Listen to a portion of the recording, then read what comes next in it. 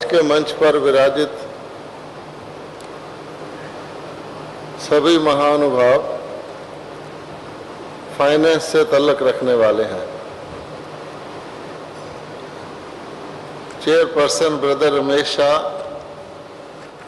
भी chartered accountant हैं और हमारे विद्यालय के फाइनेंसिस को संभालते हैं। श्री मगन भाई बैरोट सेंट्रल गवर्नमेंट में डिप्टी फाइनेंस मिनिस्टर थे। आपका भी फाइनेंस से अच्छा संबंध है। और एक और भाई जो अभी आने वाले हैं ब्रदर एस.एन. रंगा, वो भी हैदराबाद के चार्टर्ड अकाउंटेंट हैं। और मैं तो हैरान हो रहा था कि ये फाइनेंस का विषय जूरिस्ट कॉन्फ्रेंस में किस लिए आ गया। लेकिन आप भाई बहन जानते हैं कि आजकल तो पैसे की दुनिया है। और एक सुप्रीम कोर्ट के जज साहब से मैं मिला था कुछ वर्ष पहले, जस्टिस D.A. देसाई। उन्होंने मुझे बताया कि हमारे आगे जब वकील लोग आते हैं 1 घंटा बोलकर 1 लाख रुपया ले जाते हैं, उससे भी ज़्यादा ले जाते हैं। हम सुप्रीम कोर्ट के जज हैं, हमारे पास 6 पीएन हैं, बहुत बड़ा पैराफर्नेलिया है, बड़े सर्वेंट हैं, लेकिन पैसे के हिसाब से हम उनको देखते रहते हैं। फिर उन्होंने ये भी बताया कि मैं क्रिमिनल लॉयर था और मेरी मदर ने एक दिन बोले कि मेरा क्लाइंट मेरे घर में आया, मैं घर में नहीं था, तो मेरी मदर ने उससे पूछा तुम्हारा क्या मुकदमा है। उसने बोला मैंने खून किया है। तो कह ले जब मैं घर में आया तो मेरी मदर ने कहा तुम खून वाले की वकालत करते हो, या तुम घर छोड़ दो या वकालत छोड़ दो। तो बोले मैंने वकालत छोड़ दी। तो इसी प्रकार से पैसे के मामले में आजकल तो आप जानते हैं if wealth is lost everything is lost वाला हिसाब है। तो उस ख्याल से हर एक व्यक्ति को बजट बैलेंस करने की प्रॉब्लम आती है।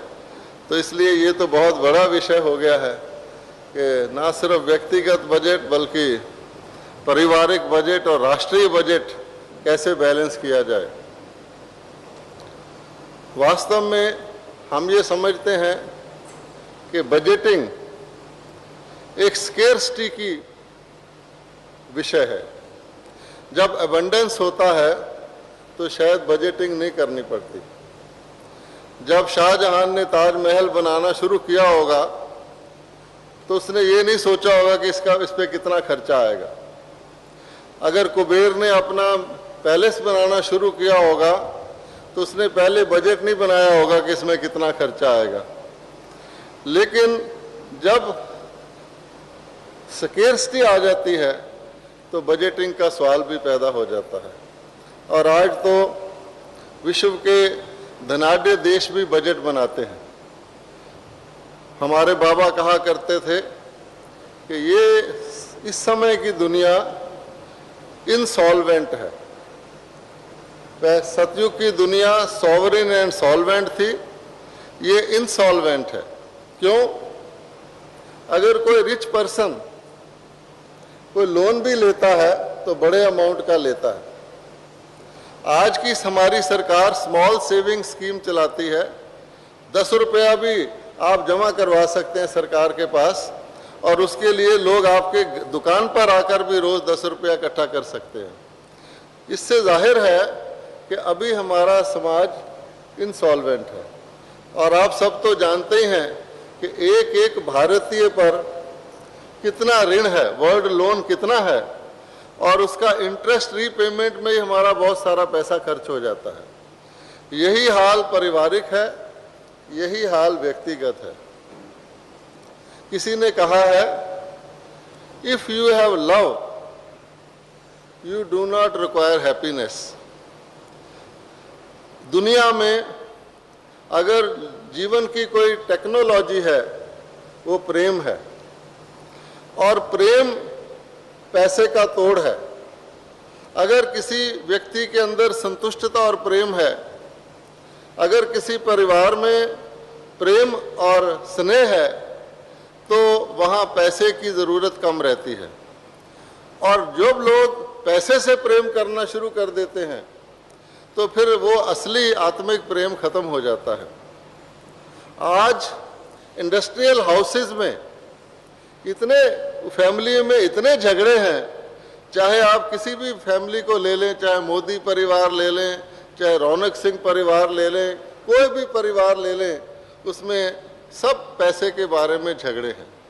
हम तो दिल्ली में रहते हैं, हमारे ही एरिया में हम देखते हैं कि जो फादर की डेथ होती है बिजनेसमैन की, तो 2 बच्चे दुकान के बीच में दीवार कर लेते हैं। वहाँ एक जीवन नर्सिंग होम है, उसकी 4 दीवारें खड़ी हो गई हैं, बाहर उसके टाउट रहते हैं कि हमारे पास आइए। इस प्रकार का पारिवारिक स्नेह की कैंची चल रही है। उस वजह से लोग समझते हैं कि शायद बजट बनाकर हम अपने जीवन के दोनों एंड्स को बराबर कर सकेंगे। कहावत है, cut your coat according to your cloth. लोग कहते हैं कि जितनी चादर हो उतने ही पाँव फैलाओ।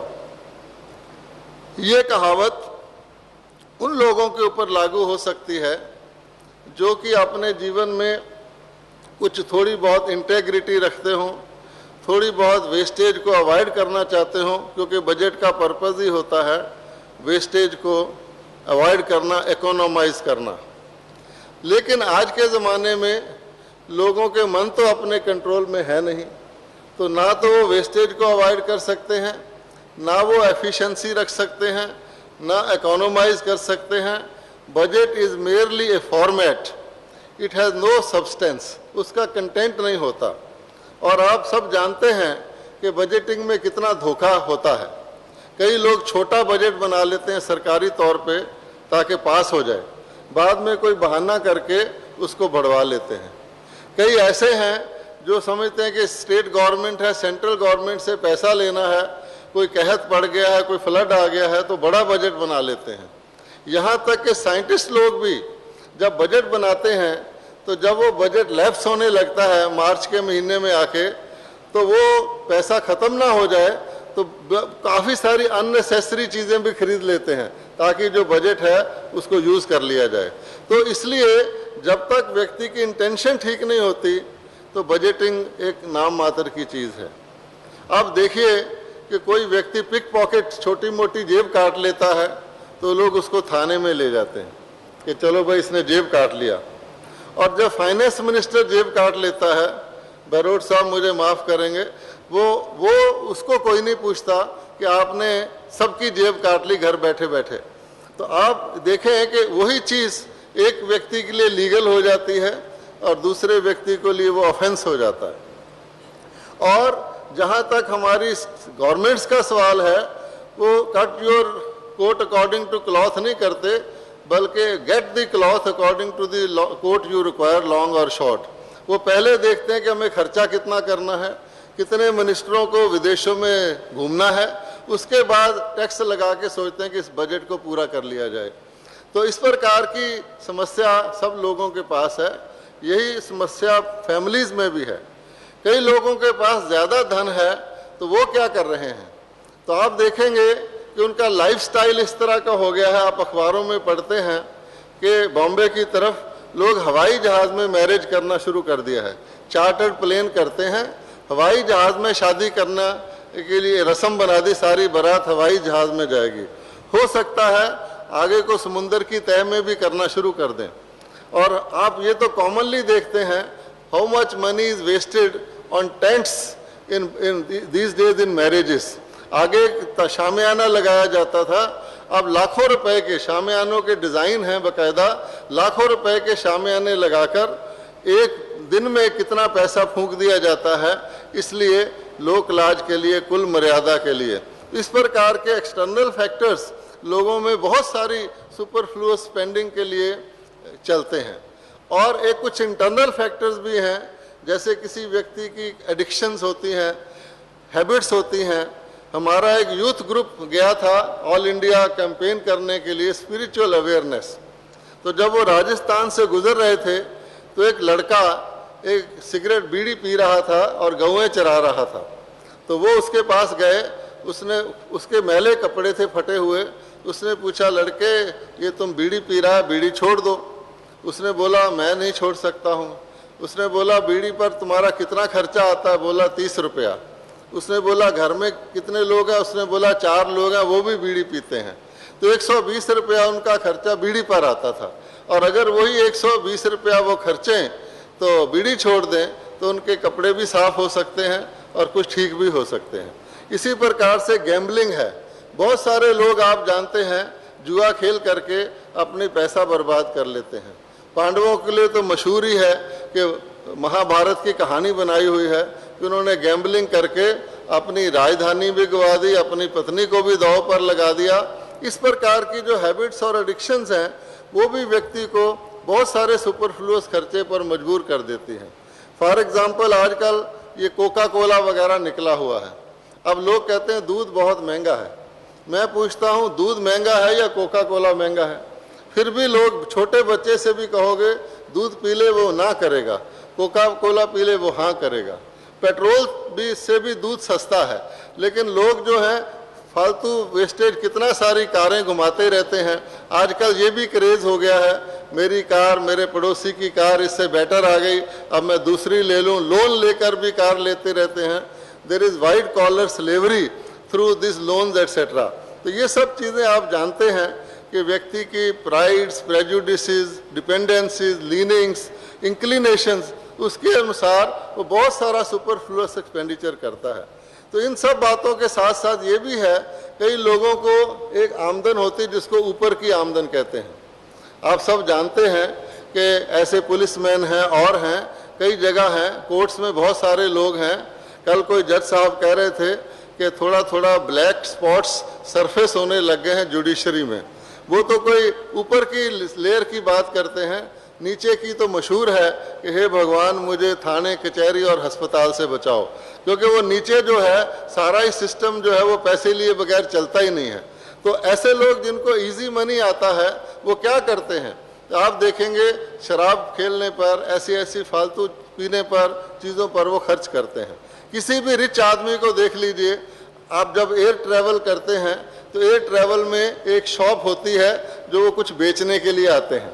वो जो चीज़ें बेचने के लिए आते हैं, अगर आप उन चीज़ों पर गौर करें, उसमें शराब, सिगरेटों, परफ्यूम्स और फालतू तरह की चीज़ों के अलावा एक भी चीज़ नहीं होती जो काम की हो। तो इस प्रकार से जो उनका लाइफस्टाइल है ऐसा बिगड़ जाता है लोगों का कि जो रिच पर्सन है वो चीज़ की यूटिलिटी नहीं देखता है, वो उसका प्राइस टैग देखता है। जब भिंडी बहुत सस्ती होगी वो भिंडी नहीं खाएगा, जब भिंडी बहुत महंगी होगी तो भिंडी खाएगा। और उसका नतीजा क्या है? आउट ऑफ सीजन चीज़ें सेवन करने से उस व्यक्ति के अंदर उसका हेल्थ ठीक नहीं रहता है। फिर वो समझता है मैं बहुत एक्सपेंसिव डॉक्टर को एंगेज कर सकता हूँ, किसी प्राइवेट क्लिनिक में जा सकता हूँ। और सचमुच ऐसा होता भी है, लेकिन उनके अंदर एक प्रकार का स्नोबरी होती है। वो समझते हैं कि क्लिनिक में जाकर हम हेल्थ खरीद सकते हैं। कहा जाता है एक पति पत्नी बहुत अमीर थे, तो कुछ पति को तकलीफ हो गई तो शहर के मोस्ट एक्सपेंसिव प्राइवेट क्लिनिक में उसको ले गए। और वो अंदर पर्दे के पीछे डॉक्टर ने कहा देख करके अपनी नर्स को कि लोकल एनेस्थीसिया चाहिए, लगाना है। वो लेडी बाहर से बोली, उसने लोकल सुना ना, तो कहा doctor why local, why not imported, we can afford it. तो इस प्रकार से उनके अंदर ये भी होता है कि भाई इम्पोर्टेड चीज़ें शायद अच्छी होती हैं। और किस तरह से वो सोशल फैब्रिक को डिस्ट्रॉय करते हैं। हमने खुद देखा है कि आप बहुत बड़ी किसी शॉप पे जाइए, फ्रूट शॉप पे, वो कार में आएंगे, उतरेंगे भी नहीं और ऐसे ऐसे उंगली करेंगे, कार फ्रूट वाला आके खड़ा हो जाएगा, उसको सामान देगा। आप अगर पास खड़े हैं, आपको थोड़ा सा फ्रूट चाहिए, वो आपको वेट करवाएगा। क्यों? कि they think they can earn from them. इसी प्रकार से बहुत सारे टैक्सी वाले हैं, वो भी 5 स्टार होटल के पास पास घूमेंगे। आप कहेंगे टैक्सी ले दो, कहेंगे खाली नहीं है साहब, आपके पास डॉलर हैं। तो इस प्रकार की जो कल्चर है, वो कल्चर हमारे फैमिली फैब्रिक को, इंडिविजुअल फैब्रिक को स्पॉइल करती है। और उसके ऊपर जो हमारा टेलीविज़न है, वो तो बहुत ही कमाल कर रहा है। एक लड़के ने देखा, एक प्रेशर कुकर का एडवर्टाइजमेंट आया, वो कुकर खुला, उसमें से बहुत अच्छे अच्छे पुलाव निकले, चीज़ें निकली। उसने सोचा शायद ये कुकर में ही होती हैं। वो था सर्वेंट, कहीं एडवांस लेकर एक कुकर खरीद लाया। उसने देखा इसमें तो कुछ निकलता ही नहीं है। तो इस प्रकार से आप देखेंगे कि लोगों के अंदर आर्टिफिशियल डिमांड्स क्रिएट की जा रही हैं। जब मैं यूएसए में गया था, वहाँ कुछ क्लॉक्स थे, वॉल क्लॉक्स, उस पर लिखा था बाथ। तो वो क्लॉक तो क्लॉक ही थे, क्योंकि उसमें बाथ लिखा हुआ था, तो वो सब लोग अपने बाथरूम में वो क्लॉक लगाना ज़रूरी समझते थे, क्योंकि बाथ का क्लॉक आ गया है। आगे था नेसेसिटीज से चीज़ें बनती थी, अब चीज़ें पहले बनती हैं, उसके बाद उसकी डिमांड क्रिएट की जाती है। तो ऐसे में स्पिरिचुअलिटी एक बहुत बड़ा रोल कर सकती है मनुष्य के जीवन में। बिकॉज जैसे लोग कहते हैं wars are made in the minds of man and peace can also be established in the minds of men, I think budget is also first made in the minds of men। कि जिस तरह का व्यक्ति का मन होता है, जिस तरह का उसका विचार होता है, जिस तरह का उसका वर्ल्ड व्यू होता है, उस तरह का वो बजट बनाता है। अगर इंडिविजुअल बनाता है, फैमिली हेड है, तो अपने लिए बनाता है। अगर फाइनेंस मिनिस्टर है तो देश के लिए बनाता है। अब आप जानते हैं बहुत सारी सरकारें पॉपुलिस्ट बजट बनाती हैं। वो क्या करते हैं, उनको पता भी होता है डेफिसिट है, उनको पता भी होता है घाटा पड़ रहा है, लेकिन पॉलिटिकल कन्वीनियंस के कारण वो रियलिटी को सामने ना लाके और गलत बजट बनाती रहती हैं। और कई बार जो हिडन, उसमें बहुत सारे हिडन प्रोविजंस भी होते हैं। तो उसका कारण क्या है कि इंटेग्रिटी नहीं है। टेम्परेरी शॉर्ट टर्म इंटरेस्ट को लोग देखते हैं, बाद में नेक्स्ट जनरेशन को या नेक्स्ट गवर्नमेंट को वो भुगतना पड़ता है उसका खमाजा। इस वास्ते स्पिरिचुअलिटी की ज़रूरत है, और स्पिरिचुअलिटी बजटिंग में कैसे मदद करती है वो हम थोड़ा सा डिस्कस करते हैं। हमारे यहाँ स्पिरिचुअल स्लोगन है simple living and high thinking. अब इसका मतलब क्या है कि जिस व्यक्ति को हाई थिंकिंग करनी है, एलिवेटेड थिंकिंग करनी है, उसको सिंपल लिविंग बहुत आवश्यक है। Simplicity is the crown of spirituality. जिस व्यक्ति के अंदर विचारों की सिंपलिसिटी नहीं है, लाइफस्टाइल की सिंपलिसिटी नहीं है, वो स्पिरिचुअलिटी से दूर ही रहेगा। अब आप देखिए स्पिरिचुअलिटी का अर्थ क्या है। स्पिरिचुअलिटी का मतलब ये है कि अपने आप को, जैसे पहले भी बताया गया, आत्मा समझ के चलना। अब आत्मा बाय इटसेल्फ जो है वो ब्लिसफुल है। हम कहते हैं आत्मा के कैरेक्टरिस्टिक में डिस्क्राइब करते हैं, आत्मा सत्य चित्त आनंद स्वरूप है। आनंद स्वरूप means by nature the soul is blissful. Now what the soul requires through the body.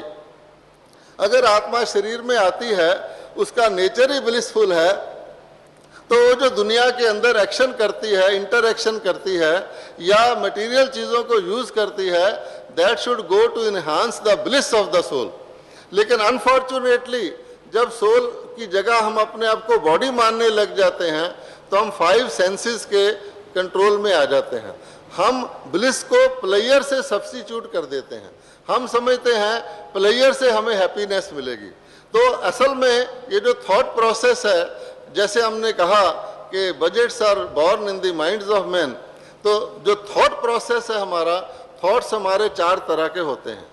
एक हमारे नेसेसरी थॉट्स होते हैं, जिसके द्वारा हमें नेसेसरी चीज़ों का बजटिंग हम करते हैं। एक हमारे पॉजिटिव थॉट्स होते हैं, अगर कुछ हमारे पास सरप्लस हो तो हम उसको सोचते हैं। अच्छा आदमी जो पॉजिटिव थिंकिंग कर सकता है, वो सोचता है कि मैं अपने सरप्लस को प्लो बैक कर दूं। जैसे एक बिजनेसमैन एक्स्ट्रा मनी को प्लो बैक कर देता अपने बिजनेस में। और वो उसके बाद कुछ हमारे होते हैं वेस्ट थॉट्स, तो उसमें बहुत सारा खर्चा, अगर वेस्ट थॉट्स ज़्यादा हैं तो खर्चा भी वेस्टफुल हो जाएगा। और सबसे खतरनाक होते हैं नेगेटिव थॉट्स।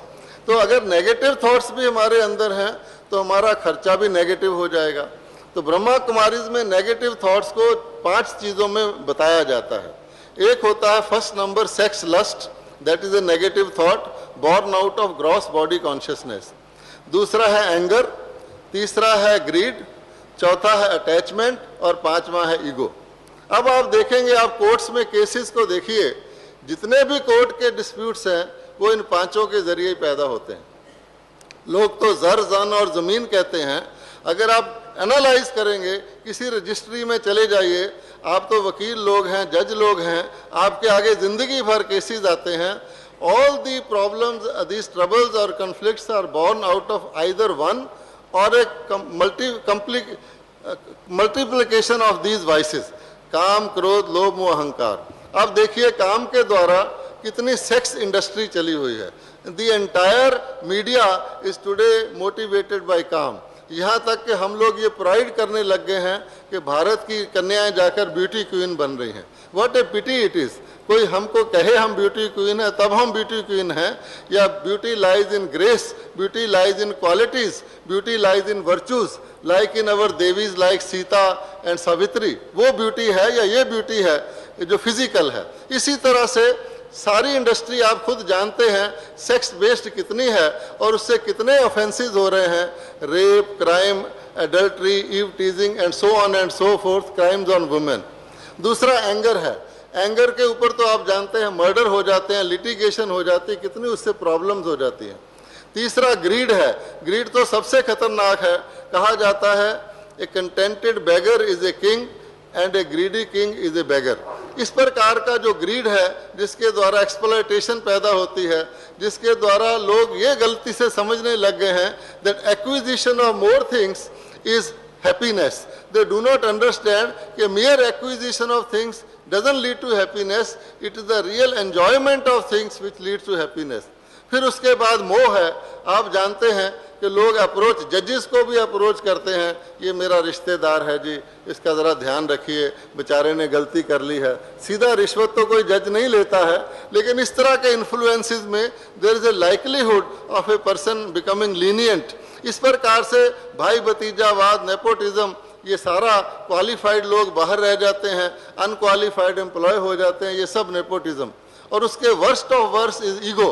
तो ईगो से तो आप जानते हैं कि लोग कितने झगड़े, कितनी एनिमोसिटी, कितनी हेट्रेड, कितनी प्रॉब्लम्स पैदा कर लेते हैं। तो all these negativities also are reflected in the budgeting. लोग लिटिगेशन पे पैसा खर्च कर देंगे, कॉम्प्रोमाइज नहीं करेंगे। इस प्रकार की ये सब चीज़ें हमारे बजट को अफेक्ट करती हैं। अब किया क्या जाए? तो हम इसमें ये बताना चाहते हैं कि अगर हम अपनी थॉट्स को कंट्रोल कर लें, मन की लेवल पे अपनी थॉट्स को सब्लिमेट कर लें और अपनी थॉट्स की क्वांटिटी को कम कर दें, तो वेस्टेज कम हो जाएगी। थॉट्स की क्वालिटी को ज़रा इम्प्रूव कर लें तो हमारी थिंकिंग स्पिरिचुअलाइज हो जाएगी। और स्पिरिचुअल थिंकिंग क्या कहती है? तो इट इज़ सिंपल कि ये मैटर जो है, ये matter is only our tool, matter is only our medium. Matter by itself doesn't give you any happiness or sorrow, it is you the being who get it through the matter. तो matter और mind के बीच में 5-4 important चीज़ें हैं। अगर हम उनका ध्यान रखेंगे, I think we will be able to do better budgeting in our life. पहली बात यह है कि जितनी चीज़ें आत्मा चाहती है, जितनी चीज़ें रियली वी वांट, अगर even if you think that happiness is the aim of life, peace is the aim of life, तो neither peace nor happiness is material. आप देखेंगे ना तो प्रेम, ना शांति, ना सुख कोई मटेरियल चीज़ है, क्योंकि द बीइंग जिसको वो चाहिए, जिसको वो अनुभव करता है, वो भी मटेरियल नहीं है। तो बीइंग के अंदर कोई मटेरियल चीज़ तो जा ही नहीं सकती। Therefore the first important thing to note is that all values, all human values, all spiritual values, all moral values or ethical values, whatever is called values, they are non-physical, non-material. You name any value, it is a misnomer to call a value as a material value. आप देखिए प्रेम, शांति, संतोष, courtesy, humility, excellence, you name any value, it will be non-material, non-physical. So this leads us to the conclusion that if we are spiritual, we require very little from outside to have more happiness. Actually, you only require to interact and enhance these values by interaction. अब इसके लिए matter और mind के लिए 3-4 फॉर्मूले हैं जो हमने इस संस्था से सीखे हैं। First thing is matter does not use itself by itself. जैसे कल सुबह एक गीत भी कोई बता रहा था कि नदी अपना जल खुद नहीं पीती, पेड़ अपना फल खुद नहीं खाते। तो matter is not meant to be use by itself because matter is insentient. Matter चैतन्य नहीं है, वो जड़ है। जैसे कि ये टेबल है, ये माइक है, it is not using itself, someone is using it, a chaitanya being is using it. This chair on which you are sitting is material, but it is you who are sitting, and the first material thing we possess is our body. This also is just a tool only. With the same hand you can slap a person, with the same hand you can handshake, with the same hand you can bless a person depending upon what you intend to do. पहली बात। दूसरी बात यह है कि जो matter है, nobody can own matter. Matter is meant to be used. अगर आप इस बॉडी को यूज करते हैं तो करिए, इस मकान को यूज करते हैं तो करिए। You cannot own it because there is a time limit for your being in the connected with the matter. इस बॉडी को ही आप देख लीजिए। Legally you can get a house registered in your name and you can call yourself the owner of a house. Here is the registration, but what is the validity of that? Tomorrow the soul flies away, then to whom the house belongs? इस वास्ते matter सिर्फ use करने की चीज है। This is very important for developing in this life. तीसरी बात यह है कि matter has the quality of only magnifying. Matter और कुछ नहीं करता है, किसी चीज को बढ़ा देता है। आप धरती में एक बीज डालेंगे, 10 बीज उग जाएंगे, दैट इज ऑल। इसीलिए अगर किसी के अंदर दुख है, supposing I am a sad person, today I have been dismissed from my job and I walk through a street and people are dancing and playing music, is that going to reduce my sorrow or enhance it? Definitely enhance it. इसी प्रकार से मैं खुश हूँ, कोई रास्ते में मेरे से टकरा भी जाता, I don't mind because I am happy. So matter only has the quality of magnifying your grief or happiness. By itself it does not do anything. फिर mere possession of matter is not a sign of good luck. अब मान लीजिए एक आदमी multi millionaire है, बहुत पैसा उसने कमा लिया, but he is a diabetic. अब मान लीजिए उसका ड्राइवर जाके रसगुल्ले खा रहा है और वो बेचारा कार में बैठा पीछे देख रहा है। He can purchase the whole shop, but unfortunately doctor has said boiled vegetables only. तो who is more fortunate at that point of time, the driver or he? Therefore unless you have righteous means, a spiritual means to acquire things, mere acquisition by grabbing, possessing this and that is not going to give you any joy. And then matter is a good servant but a bad master. Unfortunately, today we have become slaves to matter, and we have lost our spirituality, and we think that by material acquisition, material things, we are going to get that bliss.